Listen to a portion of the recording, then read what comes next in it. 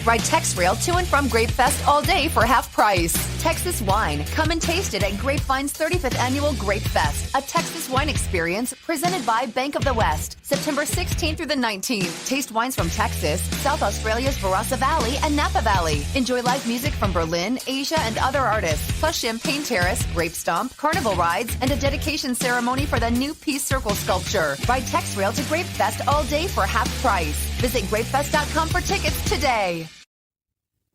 The Dogs of War podcast is brought to you by Fansided. Party on, Raleigh, and party on, Kevin. Hey! Dogs of War podcast. Cleveland Browns. It's the off season. It's time to talk Brown stuff with your excellent co-host, Raleigh. And with him, as always, his equally excellent co-host, Kevin. Browns confirmed, Raleigh. And Browns confirmed Kevin. Dogs of War!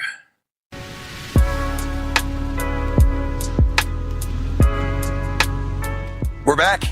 We're back.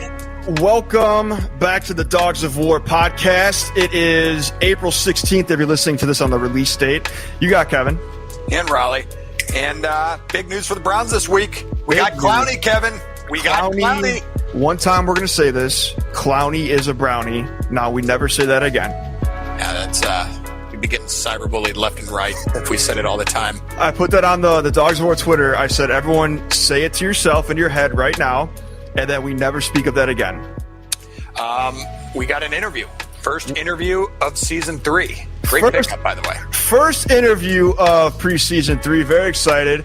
It's our guy Chops. Chops is the deputy editor of Complex Sports. If you don't know what Complex is, you need to.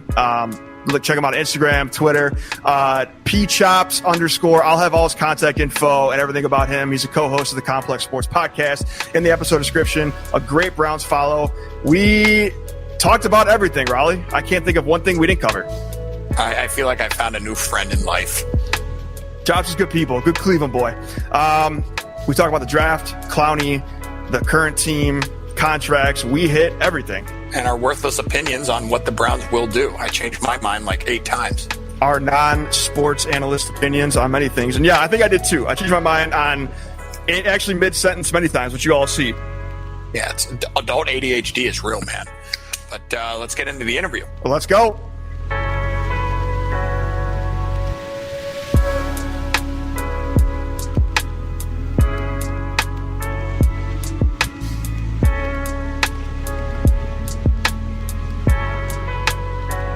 We now welcome on to the Dogs of War podcast, the deputy editor of Complex Sports, diehard Browns fan. You can see him tweeting up a storm about the Browns all day, every day, which I personally love. Our guy Chops. Chops, welcome to the Dogs of War podcast, and thank you, sir, for joining us.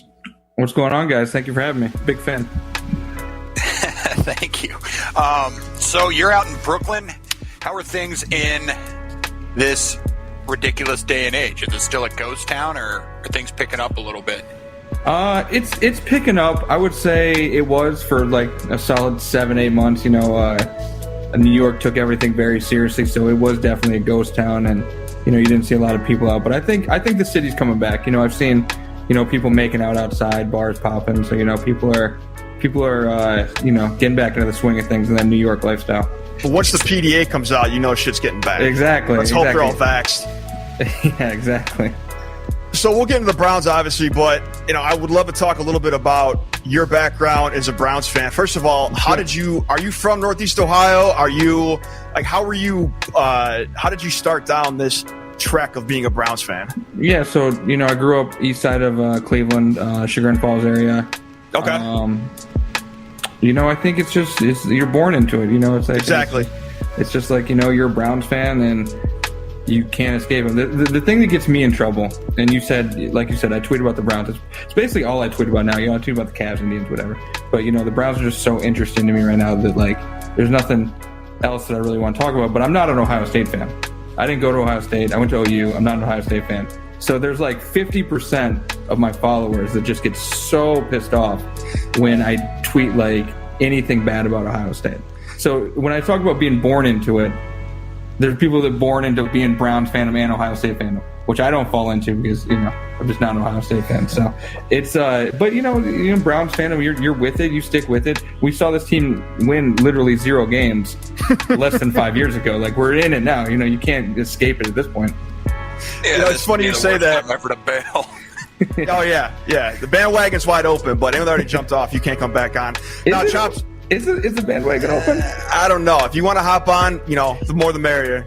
But we know who you are for sure if you're going to jump on now. No, but Chops, it's funny you say that because when I say you tweet up a storm, because I do the same thing, Rod does the same thing. But you being deputy editor of Complex Sports, but also just being involved with Complex, one of the biggest music media conglomerates there is. Yeah. I laugh at your tweets because they're funny tweets first of all, but because I know like you said, probably half your following are like, non-Browns fans, like hip-hop heads, music junkies, and they're just seeing all these Browns tweets and like, what the hell is this guy talking about? So that's funny for me. I hope it's because and I don't know how many people know, but I started working at Complex a long time ago, like 2013, 2014, covering music. Like, I covered music at Complex up until 2017 when I started working on Everyday Struggle with Budden. And then I went to Def Jam for a little bit, and I came back and ran Sports at Complex. So my initial Twitter following, when I got up over 10,000, whatever, was all, like, you're right, all music people. Yeah. And some Cleveland people. I had Cleveland connections and everything. The Cavs runs of the early LeBron days and all that kind of stuff. But it was mostly a lot of music people, a lot of stuff like that. So my transition into a full-time sports person, you're right. I don't know if all those people have just bailed and it's like all Browns fans now, or all NFL fans, or all sports fans, or if there's still like some stragglers who just like see my timeline every day and they're like, what the fuck is going on? Like, I'm like this dude used to only tweet about like Drake songs in like 2014, like what happened kind of thing. So I have no idea if any of those people are still following me. It's hard to keep track of. As an Instagram Brown specific meme account connoisseur, a social media guy for the Browns as what well. A specific thing to have. This is the niche. I found it. There's a lot of followers that I've obtained that are just like, what, I'm not really even a Browns fan, but this account kind of makes me a Browns fan. I mean, if you're funny, and there's so much natural humor in the past that comes with the Browns, like, I swear, I guarantee you've converted like a solid percentage of those hipsters into Browns fanship. Like, because they don't want to root for the Patriots. They're hipsters, and you probably got them into it before it was cool, and now they're on the train, man. So how many people do you have hit you up on IG and they're like, I'm not on Twitter, but I found your IG and I see your tweets? Because I have people who go to my IG where my IG is, I have 3 posts on my IG, and my IG stories are usually just our podcast of the week, which it usually isn't Brown specific. I mean, we've had Jarvis on, but it's usually not. But I have people hit me up like, oh, I follow you on here. I'm a huge Browns fan, but I don't have a Twitter. And I'm like, where'd you come from? How did you, like, where are you finding these people? Do you ever throw up like memes? No, I never throw up memes. Like that's probably how you get everybody, is like the meme culture of IG is so big. Memes or tweets, like, put on in, like, screen capture it on Instagram. It's weird how the algorithm works, where it'll, I mean, similar Twitter, obviously, if you go viral, a bunch of people that don't follow you will see it. You'll see things on Reddit. Maybe that's where it comes from, because the Browns Reddit section, I don't know if you guys are hip, is another wild place.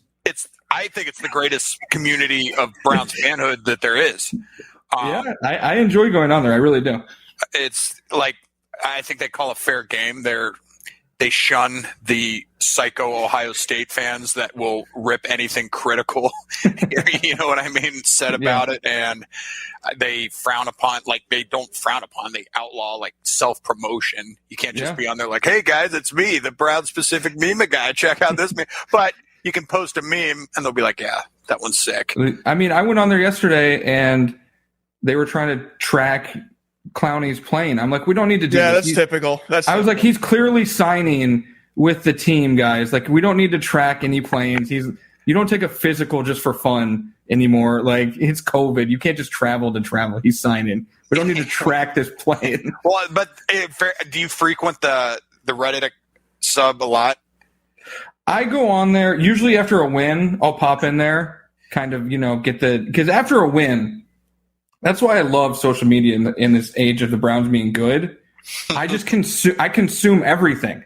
I want to see every meme, every tweet, every Schefter tweet, every Field Yates tweet, all that. So I go in there and I just consume all that positive content because, like we said, the Browns were so bad just such a short time ago, and we're not used to this. So I just want to soak it all in, Yeah, absolutely. I would, in defense of the Browns subreddit, there's a lot of smart-ass posts, like the tracking the thing. It's like they're not serious. Well, you never know. They were there was some serious, I think. But, I mean, it's fun. It's all in fun. I think that's what the beauty of just Cleveland sports Twitter in general is. I think, fun. It's fun. Sure. So we'll jump into the Browns in a minute. I just want to get one more complex thing out there. Yeah, definitely. Because I'm a music junkie. I've been following Complex for years. They've always been one of my go-tos for music news, and I just think the writing and the quality there's always been good. I'm not just trying to kiss ass because you're on the podcast. I've always loved Complex. So Deputy Editor of Complex Sports is a badass title. Can you talk a little bit more about, when you made the transition over to the sports side of things, where was it then? And I guess what does it entail being Deputy Editor of Complex Sports? No, definitely. I think because I was gone from Complex for, I think it was like a year. I just really didn't like being and there's nothing against Def Jam. The music industry was a whole nother beast. I didn't really like it. But when I came back, Complex Sports was definitely, it's like, there was only two people there. Our social guy Zion and Adam, who co-host the Complex Sports podcast with me, but it just wasn't. There wasn't a clear vision. That's nothing against them. It was just it's tough when you have such a small team. So I just tried to bring in a clear vision about what the channel would be. We did the Baker wide almost immediately because we thought he was going to have a big season. Obviously, Freddie Kitchens had something to say about that, but it's just having a clear vision, and my role is just be able to do cool shit, like identify trends and kind of what's next, jump on them, and highlight people's voices who might not be highlighted before, and do cool stories. That's kind of what my job is, which is cool. It's a good gig. I don't have any complaints. And that's awesome. And we were talking about this before we hopped on and started recording, but I was saying, it seems like over the last year, 2 years, especially since the pandemic, the Complex Instagram accounts have just blown up. I mean, it went from, I'd like something, you can see when your friends like something too, it was, I'd be like the only one that I followed or knew that was liking stuff a year or two ago. And then now Complex posts something and they get a bazillion likes. I mean, their Instagram account kills it. It's definitely cool when you go on there, like even the sports IG, which has obviously less followers than the main IG. The main IG's got like 9 million. But when you see LeBron like something, or you see like someone commenting, it is very cool because it's like, especially on something you did, like we've had stuff where like people have like gotten arguments. Like we had Kenny Smith on the podcast over the summer, and he said, and it went viral because he said LeBron and Kobe weren't in his top 10. So, and so like we posted on the IG, and like there's a whole debate going on in the comments where I think like D Wade was in there, like a lot of people. So it's just cool to see, and you guys know, you guys are on Instagram and Twitter, like just the community of voices kind of come together and be able to, have spirited debates about sports. That's like what we're all trying to do here, Chops, we've been dying for someone to do something controversial on our show for 2 years now. Like when we've had Is this controversial. No. I'm saying like we wanted someone to like one of like the players to say something that'll flash across the bottom of ESPN, like so like exactly what happened there. That's crazy because we have guys on and we don't even think stuff is controversial. And like Lamar Jackson came on the pod, and I hate to say it, he was cool as fuck. Like I didn't want to fucking like him, but he was cool as fuck. He was chill. He was like, "This is the best interview I've done." But he just made a comment about how we overlooked the Titans. This was in June, and coming off when they lost to the Titans when they were the 1 seed, and he was like, "We just overlooked the Titans. We didn't make a social clip for it. We didn't make anything for it. We didn't think of anything of it." ESPN picked it up. It was literally on the bottom ticker of ESPN. Damn it. Like, we want that so bad. Like I don't know what it is, but like you said, people love the controversy, and like we'll have stuff that we don't even think is controversial, and I'll see it on Bleacher Report as a quote, and I'm like, well, that's not good. That people are not going to be happy about that. But yeah, I mean, I guess it's just the day and age that we live in, where people are. It's the aggregation, and you know. And you brought up a good point too. I totally forgot about is anytime Complex posts something on Instagram, you always see like an NBA player commenting every single time, single time. Which is awesome. I think Danny Green likes every single Complex. Yeah. Well, I was going to say Danny Green or Jeff Green. One of the Greens is always commenting on one of those. Danny Green definitely likes. There was one he didn't like, which was about him getting traded. I think from the Lakers. I think that's the only one he didn't like. But yeah, that's fair. They're definitely in there, and it's cool to see.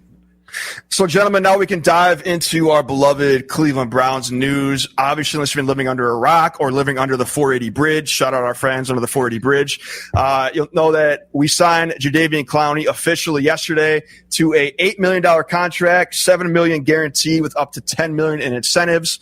Let's break it down. I mean, we're not an analytics podcast or a sports analyst podcast by any means, but Chops, we'll start with you. Initial thoughts were obviously I don't think anyone was surprised at this point. We kind of knew it was a done deal for a while now. What are you thinking here? I mean, I think, and I had to tweet this because people love to pull up my old tweets and call me out. So when free agency started, I was like, I don't really want Clowney because there was other people I wanted. But Andrew Berry is much smarter than me, and he knows what he's doing. And when people were talking about edge rushers, we had no idea that Barry was going to be able to sign the best safety on the market in John Johnson III. We had no idea that he was going to be able to get Troy Hill for pennies, And even when you look at the Clowney deal, you have to love it because the cap is only $3.5 million. And I have no idea how the NFL salary cap works. No idea how rollover cap works. People are tweeting about it, and I'm like, oh, yeah, fucking Andrew Berry is a genius. And I'm like, I don't fucking know what any of this means. But I do know that he was able to structure these deals in a way that is very smart because we're getting such talented guys and pushing off the money until later. Like 4 voidable years for Jadeveon Clowney. I have no idea what that means. But it's only hitting the cap for less than $4 million this year. That has to be good. There can be nothing wrong about that. Yeah, everybody will yell about the 0 sacks. Watch his tape. And like you guys said, this is an analytical thing. I'm not an analytics guy. I don't crunch all 22 all season, even though I do like to watch a little bit. He was getting triple teamed last year. Yep. And he was getting triple teamed. He had some issues finishing, I think. But he's opposite Myles Garrett. There's no downside, I don't think, to this signing. That's my thought. Big knock on wood there. Yes. That makes 3 of us that have no clue how salary cap works. Some guy tried to explain it to me. I was on a plane. He talked for 15 minutes. I'm contrary to what many people think. I am fairly intelligent when it comes to numbers. I could not follow that shit to save my life. So Field Yates was trying to explain it to me before the season or before free agency started in DMs, and he was like breaking it down, and I'm like, okay, and I had no idea what he was talking about. Like the rollover stuff, no idea. You know what I do know? Andrew Berry seems very good at it. He knows how to do it. So that's all we need. That's kind of been my prayers for years. Just we don't need. When we were the sinking ship, the 1-31, I'm like, we don't need any one guy.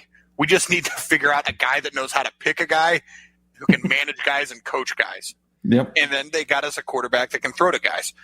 But does the Clowney signing do anything for your expectations as a fan and as clearly a sports analyst? I mean, it has to, right? You have to think.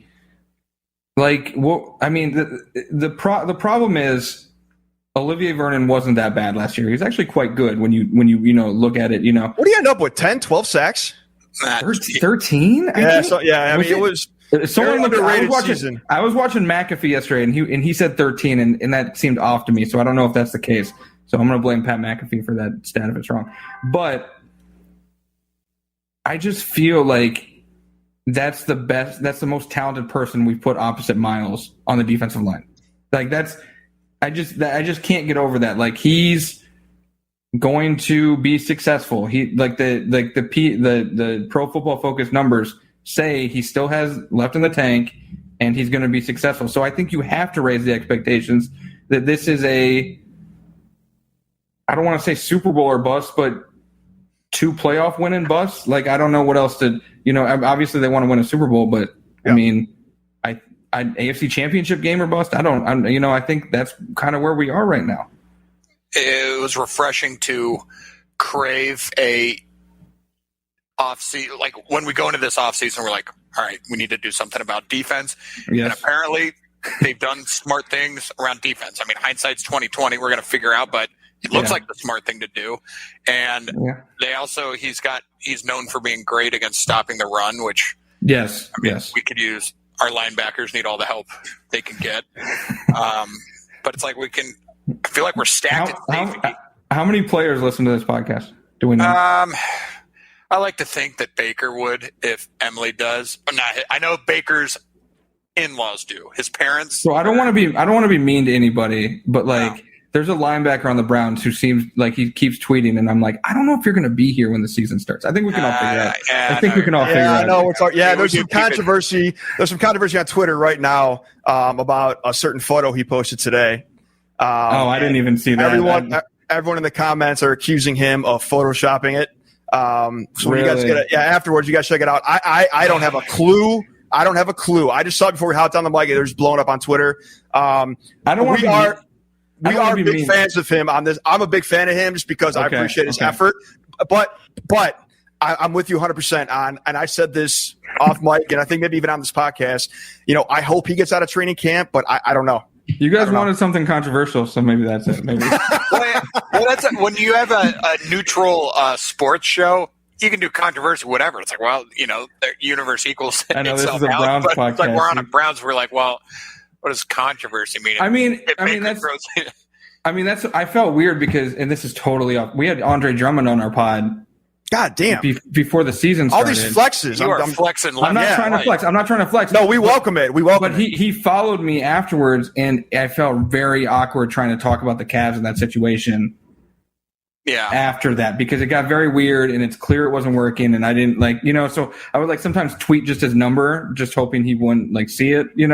I would just be like, I don't know if number 3 wants to be here. So I, trying whenever I talk about Browns players, I actually only tweet their numbers now. The only thing that can get me legitimately upset about a player is if they clearly have no interest in being on the team. Like if they're putting out and they're busting their asses, there's no person in the NFL, well, there's probably some that people say, they just collect their paycheck and they don't care. It's like, well, first off, they're getting tossed around by gladiators every Sunday. And then when they practice, they get manhandled by gladiators. And it's like, you don't know what's like.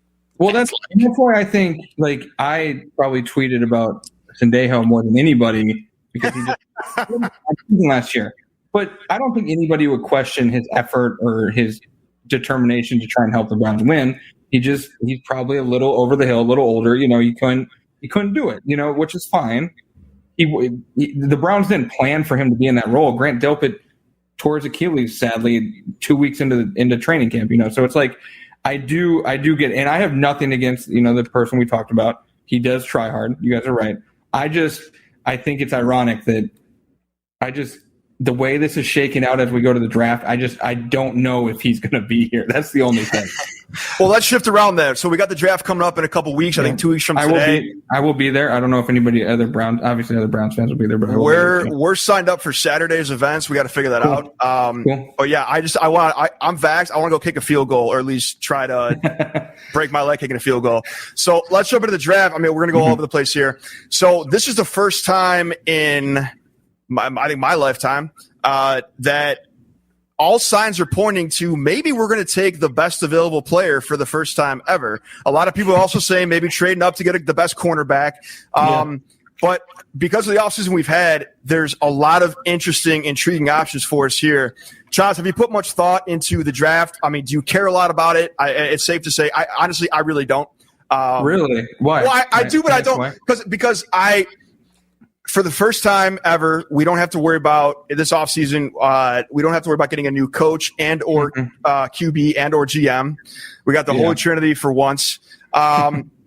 We have depth in places we never had depth. So I shouldn't say I don't care about the draft. I guess I should say I'm not going to be totally upset with whatever position they go with. So I think – I have put a lot of thought in the draft. I've talked about a lot.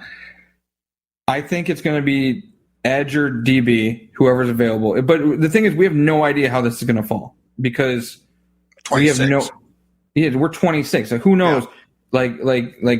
Who knows what's going to happen? But I just keep thinking if Barry's guy's there, and this would set Brown's Twitter and social media on fire, wide receiver at 26. Because if they take a wide receiver at 26, we all know what it means.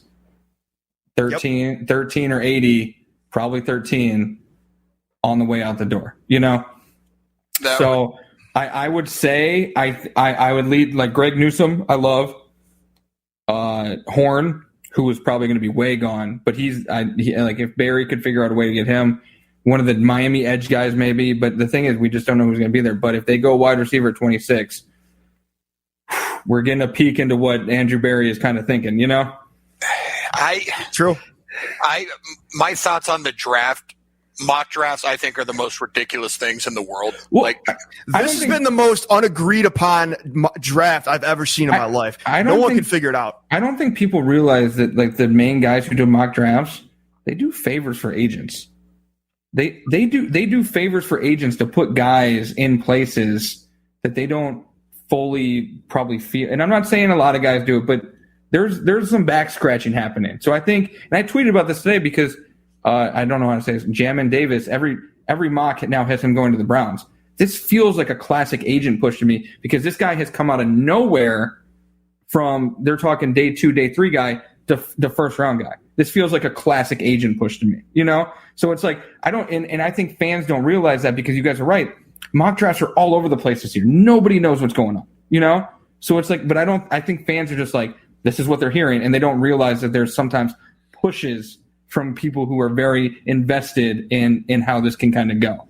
It's like, the top 10, I feel like mock draft should be capped at literally only the top 10. Just because beyond that, it's like those teams, they have their most glaring needs, and and there's a clearer pool of who's going to fill those needs or who they perceive will. Yeah. But it's like with the 26th overall pick, we're not getting. He could be the greatest linebacker of all time, but as everybody else grades it, it's going to be the third best linebacker or the second best receiver. Who knows? But I'm hoping. I think they're going to go best player available at those positions. What if it's a wide receiver? You guys have both said best player available. What if the best player on their board is a wide receiver? Best player available as a.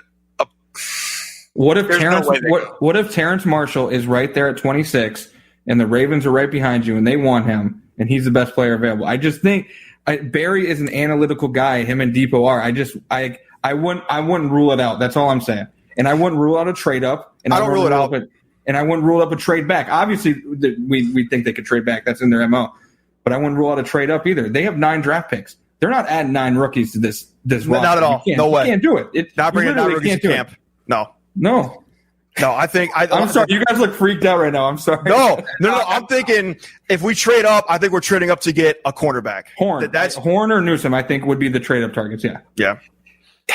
I'm trying to think of how I'd feel about receiver. It would clear up. Well, we just talked about how we had no idea how cap space and everything works. Yeah, right. So I'm like, I don't know if that would. Well, I do know that Jarvis and Odell both have like no money owed. That's why that's where the speculation would come from. There's no more ties to them after this season. After the season. Next season is going to be the off season is going to be interesting next off season. Yeah, so it is. So real quick, speaking of Barry, this is from Spotrac on Twitter. So Clowney's contract, like I said, $8 million base, $7 million fully guaranteed, 4 void years. The 2021 cap hit, like you already said, $3.8 million. Mm-hmm. Here's the kicker, and I'm going to lead into a question with this. Cleveland adds Clowney, JJ the Third, Troy Hill, Malik Jackson, Todd McKinley at less than $15 million of our 2021 cap. Is AB already the exec of the year? Or, who can make a better case right now for it? You have to see it play out because, we don't know. I know. We're just trying to be facetious here for once in our lives, I feel like people are going to be, thirsty to give it to Belichick because, for the first time in history, a team spent all this money in free agency and they didn't get clowned on social media. Every other team that spends big in free agency in the NFL, they're like, what are you doing? This isn't how you build an NFL team. Bill Belichick does it, and everybody's like, oh my God, he he just invented team building in the NFL. You know, so it's like I feel like people are going to want to give it to Belichick if the Patriots somehow bounce back. I'm skeptical because I love Cam. I don't know if Cam can do it. I think Barry's right there, but again, if Stafford is the man in LA, Les Snead could be very, say Wentz bounces back. People love. I saw Chris Ballard got like voted best GM, like best drafting GM on NFL.com earlier today. His best pick has been a guard. No offense to anybody, but his best pick has been an offensive guard. That's not, So I would love for Andrew Berry to get that kind of recognition. I think he would probably be like, let's go win some football games. Yeah, and it's also, you look at Barry and what he's done so far. I mean, you have to just keep trusting him because he hasn't messed up yet, knock on wood. But, like the other week they, wish him a happy birthday. And I'm like, oh, he's got to be, late 30s. No, he's like a year older than me. He's like 34. I'm like, God damn. He's so young. Yeah, it's like embarrassing. I look at how old he is and I'm like, what the fuck am I doing? This fucking I knew guy. I should have went to Harvard. Yeah. Yeah, right. Played football at Harvard. And yeah. I mean, go ahead. No, go ahead. No, finish that thought. I was going to go somewhere else. I know. It's just incredible that he left the Browns. They didn't hire Stefanski, and then he wanted Stefanski, and then it all came back and worked out. That's so rare. And when you add the Browns juju and karma onto it, it's even more rare. But they somehow got it back together, and it's a really great feeling because Stefanski, Barry, and it looks like DePodesta. It looks like they have a good situation system set up. Do you think, and there's been a lot of talk about this the last few weeks, this free agency, that if this works, they're saying that this is going to shift and shake up a lot of front offices and how they do things. Because obviously Barry and Depot are much more of the contemporary analytics, not the old boys way of doing things. Is what Belichick's doing, is that maybe one of the first dominoes to fall? Do you see other teams going in this direction and kind of getting away from the old school style of how they pick, draft, sign players? Or not yet? I mean, I was listening to Warren Sharp talk. I don't know if you guys listen to Warren Sharp. He's very smart on talking about this. Yes. He was talking about the value of NFL draft picks, and I don't think it's shifted fully yet, but I think you can kind of see a shift. But the thing about the NFL is you're always going to have that old guard. Even when the Browns hired Barry and Stefanski, I think Ron Wolf, who was probably mad that his son got fired in the process of that happening, was like, this isn't going to work. The analytics in football, like the same thing. Mm-hmm. And like you need to have football guys, whatever. And it's like, it has to be both. Like everybody who talks about the NFL in this way, it's extremes on both sides. It's not like they don't have any football guys in the Browns front office. Andrew Berry played football. Kevin Stefanski played football. It's not like they're just a bunch of like number crunchers, and that's how people like to think of them. And you don't need just full football guys. Like, I mean, not to take shots, but Dan Campbell, full football guy, hilarious, very entertaining. The new coach of the Lions, John Dorsey over there. That's fine, but you need like a mix. And I think people just don't want to. I think pundits and people who talk about this don't want to say you need a balance, because then what are you going to scream about? Because people love screaming about analytics. It's one of their favorite things. If you just admit that, hey, the Browns have a mix of football people and a mix of analytical people, and they're just thoughtful in the process in using data, there's nothing to scream about there. There's nothing for the Tony Grossies of the world to scream about if that's the case. And you made a good point there. He's got to be kind of the little best of both worlds, because it didn't work when you got Dorsey. I mean, that's why Dorsey and Depot. I mean, that's 100%. I mean, that's just a power type thing. Like when you have egos and power playing into it, nothing will work. You could have the bet, like that's just not going to happen. So it's just like people are going to argue. We live in the age of social media where people are going to argue about everything. So no one's going to admit that, hey, this one way is the way to do it. Definitely. Exactly. So I mean, it will just continue. We talked. Sorry, you got something? No, it just seems like. And I'm saying this because it's something that I've always been a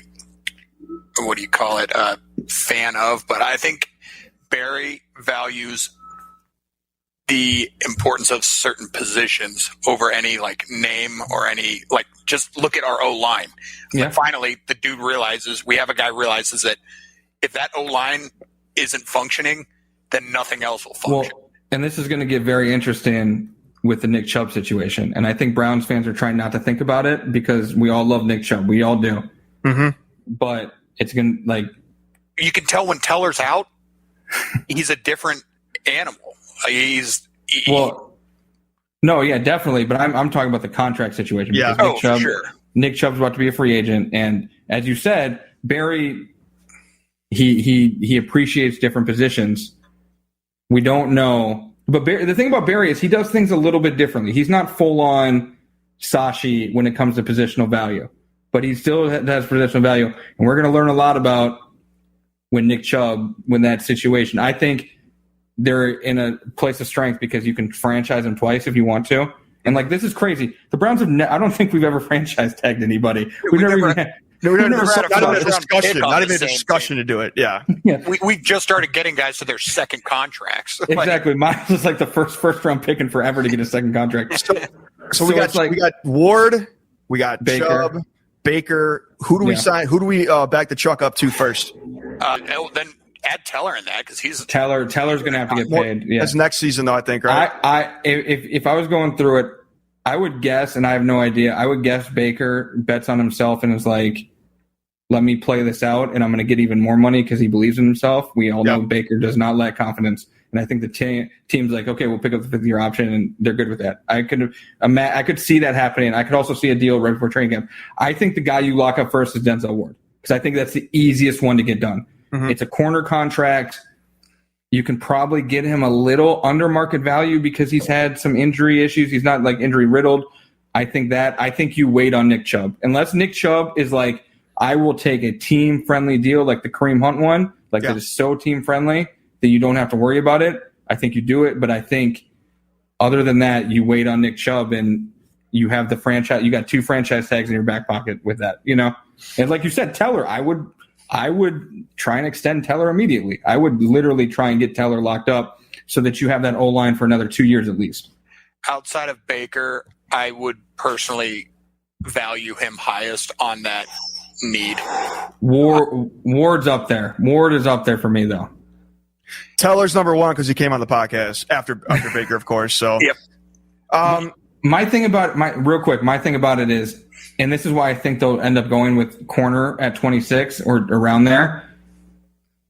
After watching the Chiefs and the Bills and all those teams play and how you win in the NFL, you need so many DBs. And that was such a weakness last year through injury, COVID, whatever. You need speed on the outside and Barry's trying to address it, but we need more. I think you always need more. And that's that positional value. I think Barry knows that you need to have a strong secondary because I think that's why he doesn't fully value linebackers and people get mad about it. But if you have the secondary covered and you have Miles and Clowney up front, how much do you need a linebacker? Because if guys are covered and you give them an opportunity to get to the quarterback, you should be fine. So I think it's interesting. I do agree with you guys on Teller, though. I think Teller is a massively important piece of this game. First time in I don't even know how long. I think it was Washington when they were the Redskins years ago. First time there's been 2 number 1 overall picks in that same D line. And that's crazy. I know they were saying on ESPN. I forget whose show it was this morning. They're saying normally when you see 2 number 1 draft picks together, it's because one of them isn't having a number 1 draft pick type career. I don't see that with Jadeveon. I mean, he's not. He's not Miles. He's not Andrew Donald. He's not, Khalil Mack. But I think he's just a situational guy. And the situation he's coming into, having Miles next to him, he's great against the run. And everyone keeps saying they had Steve Spurrier on Cleveland radio this morning to talk about him. He's the number 1 old ball coach. Oh yeah. They had, he's the number one kid in his high school class nationally. When he got number 1 overall draft pick. And what everyone keeps saying, on whether it's Spurrier or ESPN, anyone else, they say the same word in disrupt. He disrupts the offense because no one knows what to do. And he was getting double teamed just as much as Miles last year. He didn't really play half the season, so you can't do that for both those guys. So it's going to be something. It's going to be a lot of fun. Another thing about Clowney is, and my bad, real quick. I'm thinking. Oh, you go ahead. No, go ahead. You're good.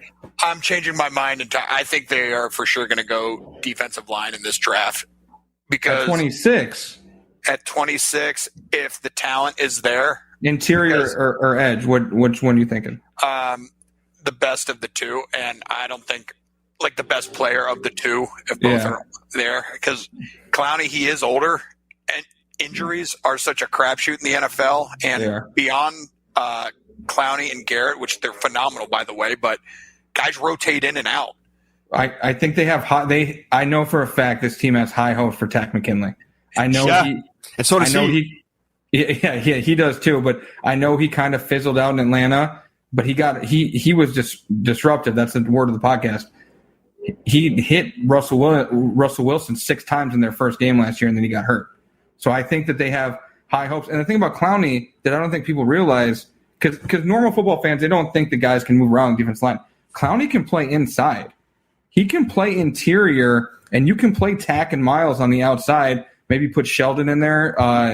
Billings coming back. Like I think Joe Woods just has so many options on the defense, and it's so versatile now. Because think about it, you got Delpit, Johnson, Harrison. They're going to play 3 safeties. That's why people shouldn't worry about linebacker. Yep. Delpit is going to play like a rover type, be everywhere type guy. Granted, he's healthy. He looks really healthy in his IG videos. Yep. So I think we're just going to be able to see such a versatile defense where guys are able to do a lot of things and that they just couldn't do last year because they didn't have the personnel because of injuries. And like you said, Raleigh, injuries are a crapshoot. We don't know. This is all on paper sounding good, but it could be disrupted in a heartbeat because it's the NFL. If Delpit and Greedy are just like B- grade players and everyone stays healthy, knock on wood, we got depth out the wazoo back there for a very, very on rookie deals. I mean, so that's going to be something special. I'm excited. Like you said, I can't wait to see what this is going to look like. You said, moving Jadeveon around. Spurrier said this morning, I forgot. I mean, he runs like a 4.5. Like, obviously, he's just a fast. He's an absolute beast. But I'm excited to see what he brings. Now, Chops, you brought this up earlier. I wanted to go back to it. And Raleigh, hopefully we don't have to talk about this many more times ever on this podcast. But ESPN is still making 13 their clickbait, their talk bait every day. They're saying the Browns are listening to offers. I think the Browns pick up a call for anybody. I will say Diana said that the other day. I do like Diana a lot. She is great. She loves Browns fans. She loves the Browns. She doesn't love the Browns, but she loves Browns fans. Yeah. I did see her report about that, though. But again, at the same time, I'm not saying it's not true, but I mean, the Browns are going to listen to a call for anybody unless you're, 6 or Miles. So I guess the question is, all this being said and all these rumors flying around, do we see 13 in a Browns jersey week 1 this year? Yeah, I think so. And like you said, I hope we don't have to think about it. But the only situation if we don't is if they have a guy that they really love who's there at 26 that somehow fell. And I don't think it's Bateman. Everybody loves Bateman right now. But here's the thing. I'm not trusting any of these 40 times at these pro days. Somehow every single person is running a 4.3 at everybody's running the same 4.3 40 at all these pro days. I don't think you can trust them because not everybody is running a 4.3. It just doesn't work like that. But I think I would put, if I had to put percentages on the draft, I would say 60% cornerback, 40% D-line. No. See, I'm bad at math. 55%. I think it was 100. 55% cornerback, whatever, 40% D-line, 5% wide. No, that's probably too high for wide receiver. Very slim chance wide receiver, but I think you could see it happen. I'm with you. Which impacts Odell. I mean, if they take wide receiver at 26, Odell's gone. Like they have a trade for him, they have a trade for him. That's what that means, I think. Do you fall into the camp of believers, and it's okay if you do? I know we all go back and forth all the time on this, that Odell out there is just a lot of pressure on Baker, and he feels like he has to make him the target all the time, and that's why they just haven't had that much chemistry yet? I don't know enough about football to be. I have no idea. It's weird. Same. It's weird. But they always say that. And it's weird. I'd love to hear both of their unfiltered thoughts on it. We would never hear that, obviously. I would love to hear both of them, but I don't know. I think Odell is supremely talented. I think in the Kansas City game, you saw where he could help. Yes. Because we need speed at wide receiver. Jarvis is great. Jarvis will catch everything. Higgins will make big plays in the clutch when he doesn't get hit in the helmet illegally by Dirty Dan. Dirty Dan, who Facts. everybody celebrated getting signed back to Kansas City. I actually, real quick, I was at the Masters this past week. I know, don't yell at me. I'm sorry. God, you're cool. I was at the Masters, and one of the nights we were just in, Kelsey and Mahomes showed up to the little like function we were at. And like the first thing I said, because we've had Travis on the pod. The first thing I said to him was Cleveland boy. Exactly. So, very cordial and everything. I have nothing against Travis Kelsey. No way. He reps for the city. The first thing I said, I was like, that was a dirty hit. Like, let's just keep it 100. Keep it a buck. Yeah. Let's just keep it 100. But I think we saw they need speed at wide receiver. They're taking a wide receiver at some point in this draft, 3rd round, 4th round, low percentage, maybe 1st round, but they're taking a wide receiver because you need more speed at this position. We couldn't blow the top off in that Kansas City game. And that's when people are saying, oh, we don't have OBJ, there's not enough chemistry. But then you look at the Kansas City game, you say, all right, tell me how he wouldn't have helped us here, and they can't say a word. I understand that Bacon and Hollywood have great chemistry, and that's incredible. Yeah. They're always going to have that chemistry. But Odell, and I love when reporters, when Barry gave his like postseason State of the Union, someone asked him about OBJ for the 1,000th time, and he goes, I'm going to make this very clear right now. I'm not answering any more questions about Odell Beckham. He is Odell Beckham. He's one of the, and I'm now paraphrasing, he's one of the best athletes on the planet. Yeah. You don't trade a guy like that unless it's something supreme. So I think I'm with you guys. I would bet the house he's here week 1 because at the very least, or the worst case, they're going to let him ride until that Halloween trade deadline and see what happens. I do think it'll be a short leash. Well, that's the thing. What happens if they start slow with him back in the lineup week 1? What do you? So we were talking about that. Is who's the scapegoat if we come out like 1 and 2? I mean, everybody would blame Odell because they've seen Baker do it without him. Sadly, and I don't know. Like I said, I don't know enough about football to know why this hasn't worked, and I don't want to blame anybody, but.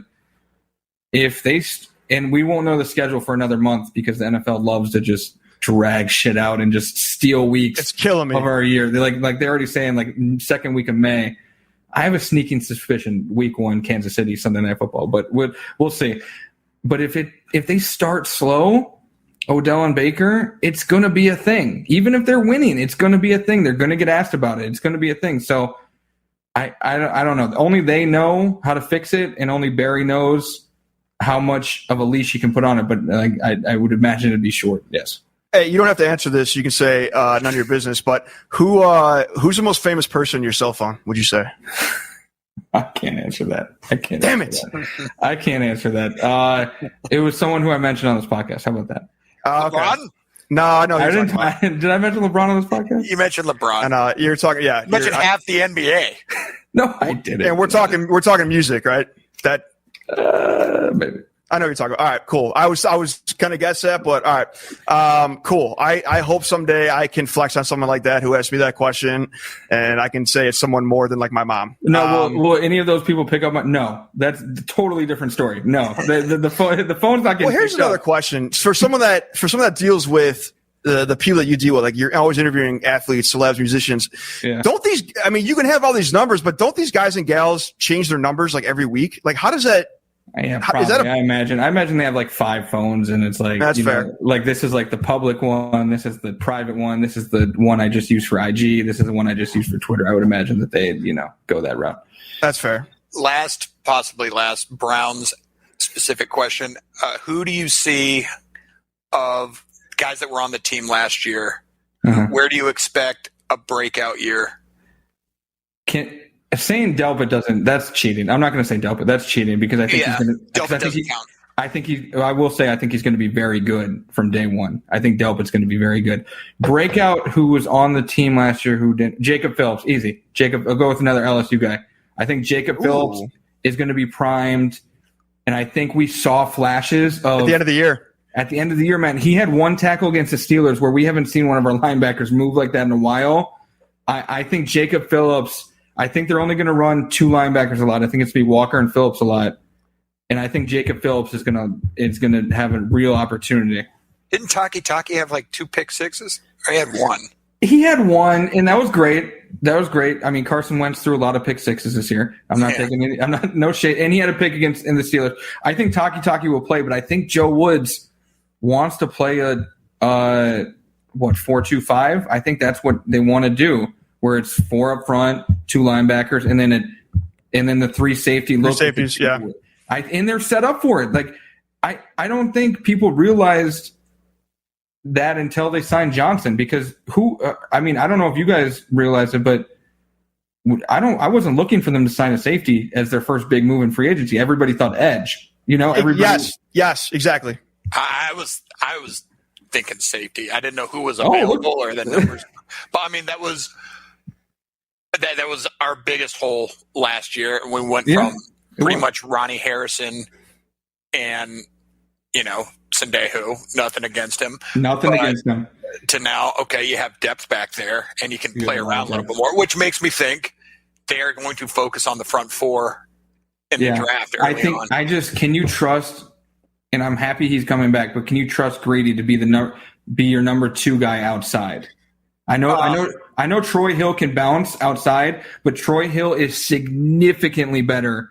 Every Rams fan I talk to, you want Troy Hill playing in the slot. JJ and Troy were their top 2 secondary players on the best defense, and we got them both. Yeah, but you want they all told me you want Troy playing in the nickel position. He's very good there. Can we trust Greedy as the number 2? I don't know. Guys, I don't even know what Greedy looks like anymore. I swear. I mean, seriously, I'm not trying. The best ability is availability, and I haven't seen him in like 2 years, so I don't even know. I have high hopes. He's a stud. I know that.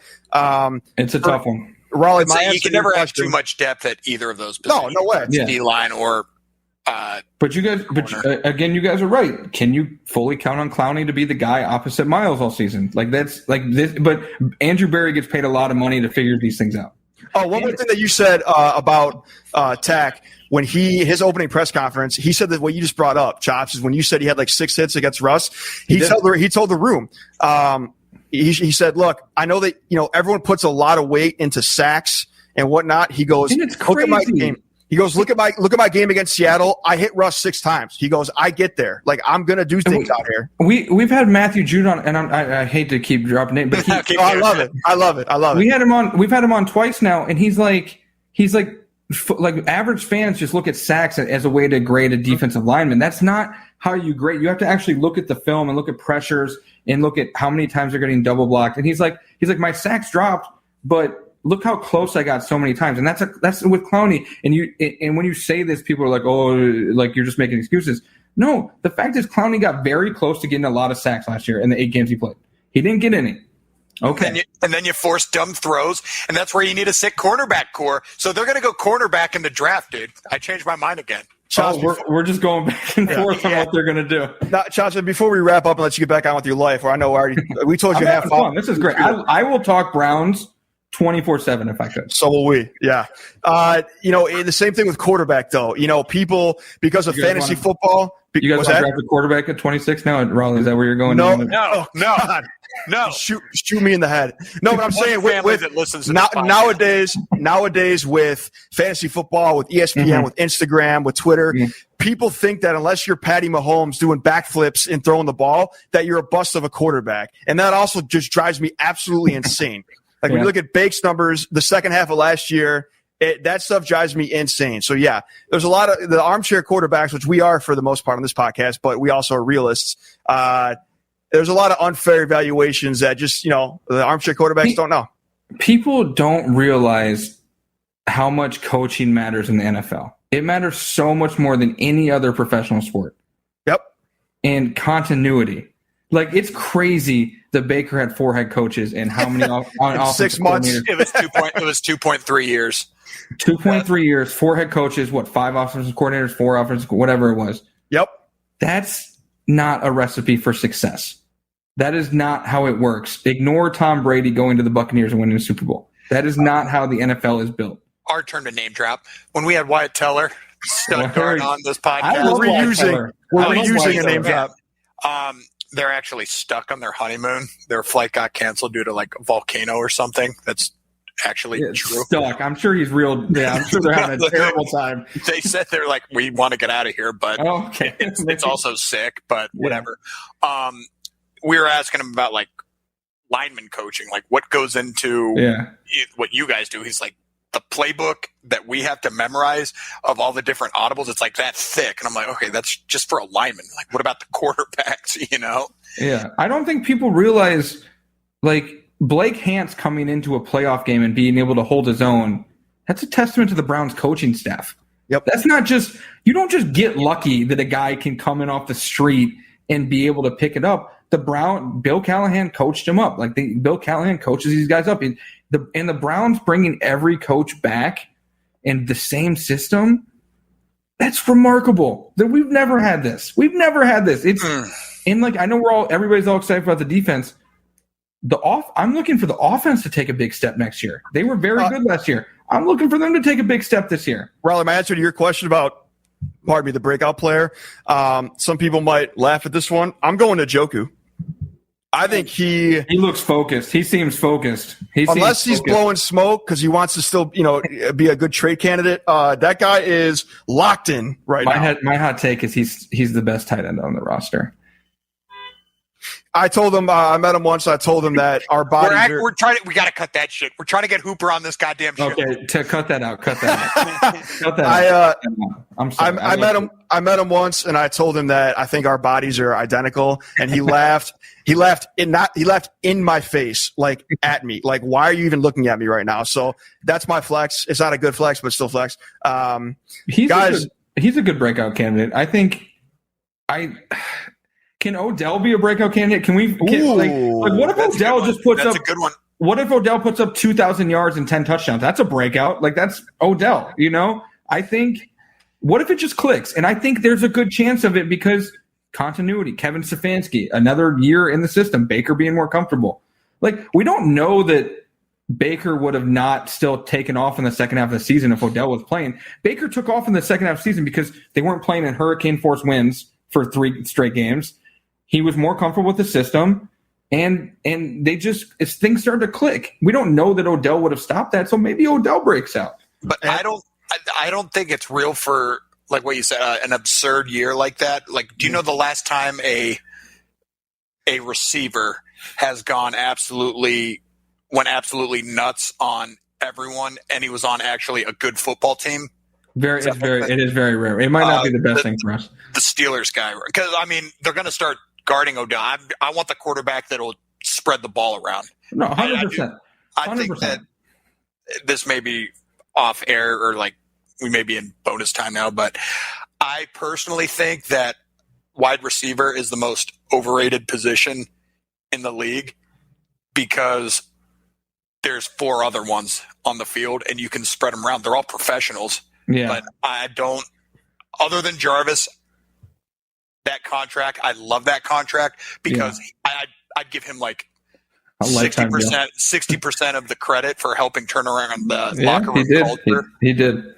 But they just, like, the best offenses are the ones that are working on all cylinders. I agree with you, but you still need, and I looked at the Bucs this past year because Tom Brady's the best quarterback ever spreading the ball around. But he still had the option of Chris Godwin, who can go over the top, and a big guy like Mike Evans. I think the option of Odell still just helps the Browns, but we just got to. I think they just got to improve on not forcing him the ball. Let me take that back. If he has his breakout year, part of it would be improving the team around him because they would have to account for him on defense. Hey, and he could have had no matter what, he's still getting double teamed every play this year. He does. He always opens up somebody else out there because they have to still respect him. And I feel like the first Bengals game gave us a peek into what they could be kind of together with the play action. Odell kind of going deep. Jarvis had a great. Dallas was just like a freak show. Yeah, that was like the Dallas thing was just like, damn, man, like Odell is still Odell when he, when you can get him open. But I think it's going to be interesting. The draft's going to tell us a lot about what Andrew Berry's thinking. That's where we're at. Facts. So speaking of which, we're trying to work out logistics, but if we end up there, we definitely got to meet up. Let's we got to do this again too. Really appreciate having you on. Let's before we end this year, let's do it. It's April 15th. What are your guys' season record predictions right now for the Browns. I don't want to do that this early. Remember, there's 17, but it's why it's April. It's 17 games now in the season. I'll do it. I'm always down to do it. I'm saying 12-5. 13-4. Ooh. I know exactly what Raleigh's going to do right now. So no, because I don't screw around when it comes to records. I try to not get myself jacked up. I'm very superstitious. I'm going to defer until I can analyze what I've said in the past. Whatever I said last year at this time, I'm going to think about that and see how I can harness that juju for the Browns' benefit. Don't bring that name up on this podcast.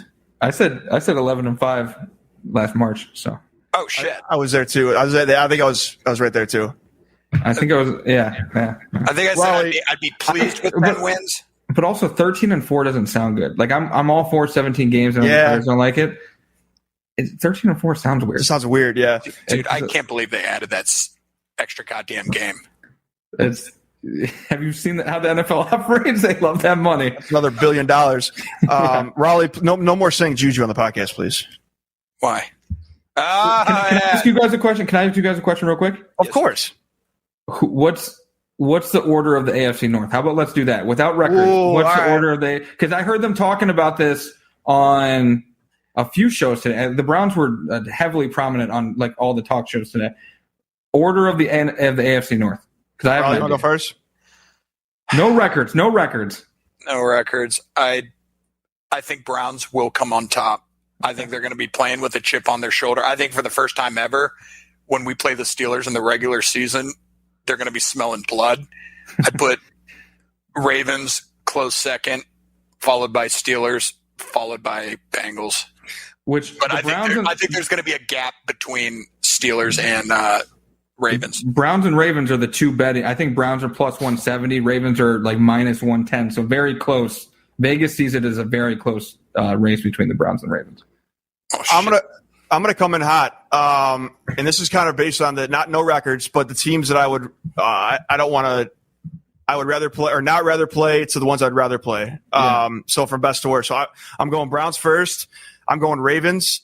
I think that after that Monday night game, I think some of these guys are sleeping with that scoreboard on their bedroom walls because of how close that game was and how we were right there. If he would have just taken a couple more wipes after his poop in the locker room, that was wild. I was there. That was a wild game. Wow. I'm gonna put Bengals in front of the Steelers. So that was my hot take is I think the Bengals come in third and the Steelers come in fourth in the division. Now the Steelers are too good of a franchise. They're not going to fall to a 4 in 17 minus 4. You know what I'm saying? They're not just going to fall off the cliff. With their worst season under Thomas was 8-8. Yeah, so, they've never been under 8. They've never been under 500 with him. Yeah. But I think Burrow's the real deal. I don't trust their coach for anything. No. But yeah, I'm going Browns, Ravens, Bengals, Steelers. That's the same. That's where I am. That's right where I am. I think the Steelers I think they just can't. I think Big Ben won't be able to get through the season. I just don't think that he has anything left in the tank. Yeah, and I think they're going to take a running back in the first round. Please take a running back at 24. Yes. Or whatever. Please take Najee Harris is great. He's a great player. Please take a running back in the first round. Please. I'm in for that. Oh yeah, I want him to be mediocre because I don't want him to tank and get that. I saw a mock draft today.